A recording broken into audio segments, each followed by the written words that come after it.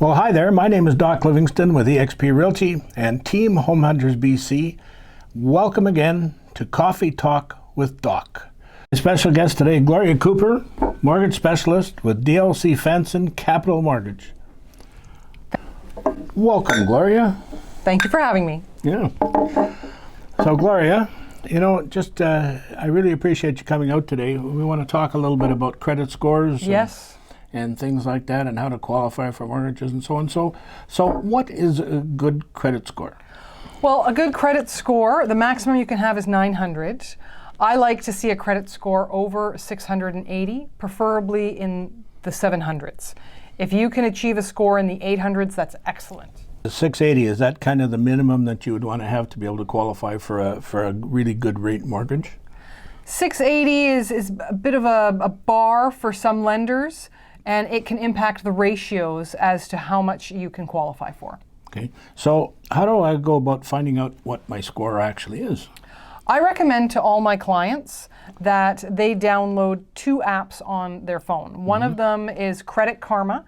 Credit Karma is with TransUnion, and the other one is Borrowell, and Borrowell is with Equifax. Okay. When they download those apps, they'll be able to see their score. It's updated every week, and they'll also be able to see their full history and everything that is recorded on their credit bureau. So I get this credit bureau in front of me, I get the report. Now, what should I be looking for? The first thing you want to look for is to make sure everything is accurate. You want to make sure that there is no outstanding collection item. Many times I find clients will have a small collection item that they didn't even know existed.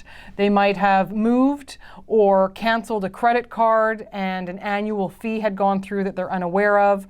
The lender's not able to contact them because they don't have the correct address, and then it falls to collections. And it can be $20. Really? Yes, and that can have a great impact on their score. The other thing they want to look for is to make sure that all the active lines on their credit bureau, which is their credit cards, their loans, their lines of credits, are accurate. And what I mean by accurate is if you canceled a Sears card, you want to make sure that it says that it's closed, canceled, the balance is 0. Many times I'll find, again, you cancel a credit card, but an annual fee went through. So it may say closed, but it'll still say that it has a balance of $25. You want to get those things cleared up. Well, that's good. And I want you to know that I did take your advice. And I did go and get a report. Oh, great. And it was quite interesting, actually. I hadn't done it for a long time, and it was really good to see. I was hoping that nobody had used my credit somewhere else other than me, of course. Yes. And no, everything was good. Perfect. But Perfect. I've heard stories where it wasn't. Yes, you can also see who has looked at your credit bureau as well. And sometimes you'll find out, wow, I didn't know that they pulled my bureau. Okay, so, just out of curiosity, now, if my score is, say, 650 or something, and it's just sort of pretty edgy, so what can I do to bring that score up? Well, the first thing you want to do is you want to make sure that nobody pulls your credit bureau. So again, when I meet with my clients, I ask them to download these apps because I want to see where they are out without impacting their score. It's free. And when you download the app and look at your own score, it doesn't take points away. Whereas if I do an application and I pull your credit bureau, it does.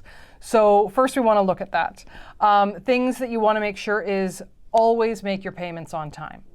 It doesn't matter if it's the minimum amount or a larger amount, just make sure you make your payments on time before the due date. That, I realize life happens, but that can impact your score.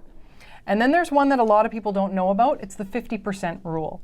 So let's say the credit limit on your Visa is $10,000. You want to make sure your balance is always below $5,000. If it goes over $5,000, you're over 50% of your limit, and the credit bureau can take points away from your score. So I run into clients that don't like debt. They'll have a small credit card of, say, just a $2,500 limit, but they use it for groceries, gas, to automatically pay their cell phone bills, all that sort of thing. And in a month, they can rack it up to $2,000, pay it off in full. They never pay a cent in interest. They think that their credit bureaus are very strong, and they're actually not, because they're constantly going over that 50% limit. So they'd be better off to have a $5,000 limit. Exactly. But then again, if you're the type that spends, then you don't want to, have a $5,000 limit, and now you're at 4,500. Well, let's bump that up to 10. Well, now I'm at 8,500. You don't want to do that. I don't recommend that. But the 50% limit, a lot of people are not aware of that. So it's kind of the devil if you do or devil if you don't. You know, if you normally spend $2,000 or $2,500 a month on groceries and all other things, so if you're bringing it up to $5,000, do most people all of a sudden bring their limit up to their spend up to $4,000? That can happen. It can happen. But if you're the type of person, there's a lot out there who pay their credit cards off in full every month. My recommendation is instead of doing it once a month, do it more frequently.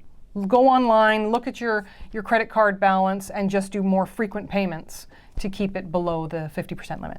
Okay, well that makes sense. You know, that really does. That makes a lot of sense. So, you know, does your credit score really make that much of a difference when you're looking for a mortgage? It does, actually. There are A lenders that have a minimum score requirement. There are some B lenders that are a little more flexible. Even private lenders can look at your score. They're much more flexible, but they do have some standards for themselves as well. Where I find it's most common is the lower the score, the tighter the restrictions on financing, especially if you're dealing with high ratio mortgages and CMHC. About 680 is the limit for CMHC. If your score is over 680, then they will allow you to have a ratio of what's called 39-44. 39 is the housing expense on the property you're buying. 44% of your monthly income is your housing expense, plus any car payments, credit card payments, that sort of thing. If your score is below 680, then it's 35-42. So your housing expense cannot exceed 35% of your monthly income, and your total debts cannot exceed 42. That can make a difference in your purchase price. And the other thing is they're also looking at both of you. So if you have really good credit and I don't, they're going to look at the lower of, is what they'll do.